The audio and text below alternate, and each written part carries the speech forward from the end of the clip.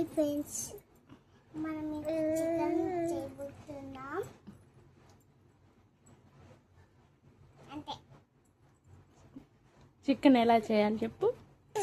కడిగి వేసి కన్నేసి సైమంతిచ్చి అట్లా చేయాలి. ఇంకా ఏమేమి వేయాలి? ఇంకేమి అంతేనా? అయిపోయిందా చికెన్? అన్నంగా చేయాలి చికెన్. సరే, ఆమ్లెట్ ఎలా చేయాలి చెప్పు. ఉల్లిగడ్డలు వేసి కోసి ముక్కలు ముక్కలు కోసి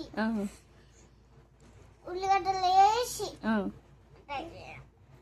ఇంకా పప్పు మినపాయలు వేసి నీళ్ళేసి వంచి సొమ్మిది పెట్టి అంటే అంతేనా? ఇంకేమొచ్చు నీకు? చేపల కూర వచ్చా? వచ్చు. చెప్పు ఎలానా. అక్క మళ్ళీ తర్వాత చేద్దాం. ఈ రోజు